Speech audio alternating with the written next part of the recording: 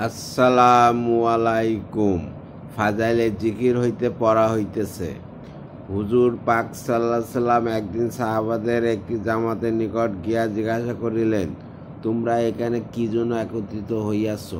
তারা আরজ করিলেন, আমরা আল্লাহর জিকির করিতেছি এবং তিনি যে ইসলামের মতো দৌলত দ্বারা আমাদেরকে সম্মানিত করিয়াছেন, সেই জন্য আমরা তাহার প্রশংসা করিতেছি।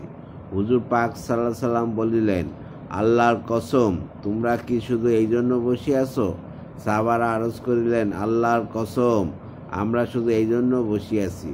হুজুর পাক সাল্লাল্লাহু সাল্লাম বলিলেন, কোনো খারাপ ধারণা বশবর্তী হইয়া আমি তোমাদেরকে কসম দেই নাই, বরং এইমাত্র জিবরাইল আলাইহিস সালাম আমার নিকট আসিয়া খবর শুনিয়া গেল যে তোমাদের জন্য আল্লাহ পাক ফেরেশতাদের নিকট গর্ব করিতেছেন। মুসলিম, তিরমিজি।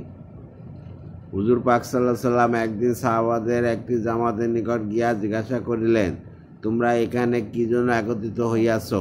তারা আরজ করিলেন, আমরা আল্লাহর জিকির করিতেছি এবং তিনি যে ইসলামের মতো দৌলত দ্বারা আমাদেরকে সম্মানিত করিয়াছেন, সেই জন্য আমরা তার প্রশংসা করিতেছি।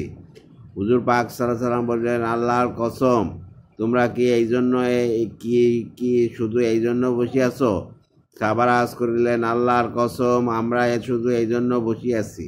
হুজুর পাক সাল্লাল্লাহু আলাইহি সাল্লাম বলিলেন, কোনো খারাপ ধারণার বশবর্তী হইয়া আমি তোমাদেরকে কসম দেই নাই, বরং এইমাত্র জিবরাইল আলাইহিস সালাম আমার নিকট আসিয়া খবর শুনিয়া গেল যে তোমাদের জন্য আল্লাহ পাক ফেরেশতাদের নিকট গর্ব করিতেছেন।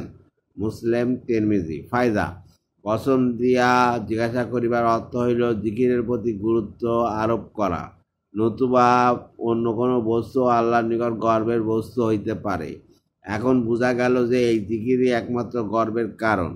কত বড় সৌভাগ্যশালী ওইসব লোক যাহাদের হামদ ও সানায় আল্লাহ পাকে গর্ব করিবার সুসংবাদ নবীর মুখে দুনিয়াতে প্রদত্ত হইয়াছে। বাস্তবিক পক্ষে তারা ওইরূপ প্রশংসার উপযোগীও ছিলেন বটে। উহার কিছুটা সংক্ষিপ্ত পরিচয় আপনারা আমার লিখিত হেকাতে সাহাবা নামক গ্রন্থে পাইবেন।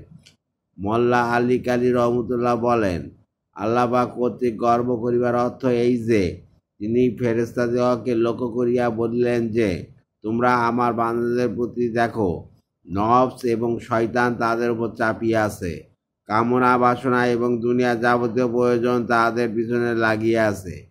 এত সত্ত্বেও তারা আমার জিকিরে মশগুল হইয়াছে। শত বাধা বিপত্তি সত্ত্বেও তারা আমার জিকির হইতে বিরত হই নাই। আর ওই ধরনের কোনো প্রতিবন্ধকতা না থাকার দরুন তোমাদের জিকির আমার বান্দাদের জিকিরের তুলনায় কিছু নয়। আল্লাহ হাফেজ।